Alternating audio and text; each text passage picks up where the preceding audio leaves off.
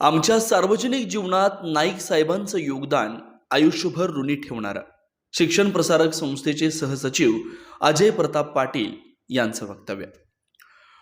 लोकनेते स्वरूपसिंगजी नाईक साहेब एक विचार, एक परंपरा, एक संस्कार. महाराष्ट्र राज्याचे माजी मंत्री, काँग्रेस पक्षाचे ज्येष्ठ व निष्ठावंत नेते, लोकांच्या हृदयात अढळ स्थान मिळवलेलं स्वरूपसिंगजी नाईक साहेब यांचं निधन हे केवळ एका व्यक्तीची नव्हे तर मूल्याधिष्ठित राजकारणाच्या एका संपूर्ण युगाची समाप्ती आहे. साहेब म्हणजे पद, सत्ता किंवा प्रतिष्ठा नव्हे तर सामान्य माणसाच्या दुःखाशी आपलेपणानं जोडलेलं नेतृत्व होतं. राजकारणात यशस्वी होऊनही माणूस पण न विसरणारा नेता म्हणजे नाईक साहेब. साहेब प्रथम खासदार म्हणून लोकशाहीच्या सर्वोच्च सभागृहात निवडून आले. त्यांचे नेतृत्व गुण, प्रामाणिकपणा आणि आदिवासी समाजाप्रती असलेली तळमळ ओळखून स्वर्गीय इंदिराजी गांधींनी वेळीच त्यांना महाराष्ट्र राज्य मंत्रिमंडळात आदिवासी व समाज कल्याण कॅबिनेट मंत्री म्हणून जबाबदारी दिली. त्यानंतर काँग्रेस पक्षाच्या सत्ता काळात साहेबांनी सातत्यानं मंत्रिपद भूषवली आणि प्रशासनावर आपली ठसा उमटवणारी छाप सोडली.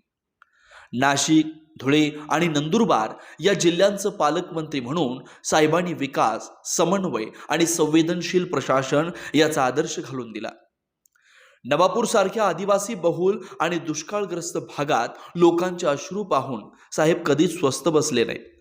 दुष्काळ दूर करण्यासाठी नागन धरण, बोरपाडा धरण, नागझरी धरण असे मध्यम व लघु पाटबंधारे प्रकल्प त्यांच्या पुढाकारातून उभे राहिले.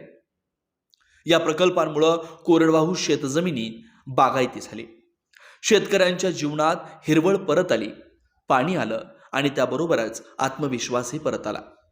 त्याच दूरदृष्टीतून डोकारे इथं आदिवासी सहकारी साखर कारखान्याची निर्मिती झाली.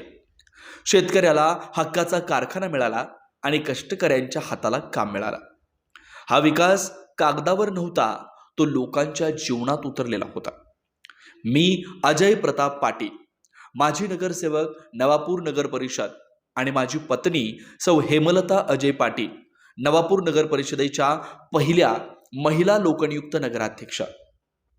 आमच्या सार्वजनिक जीवनात नाईक साहेबांचं योगदान आयुष्यभर ऋणी ठेवणार आहे. आम्हा दोघांवर विश्वास ठेवून साहेबांनी संधी दिली, मार्गदर्शन केलं आणि त्यांच्या सक्रिय प्रचारामुळेच आम्ही निवडून आलो.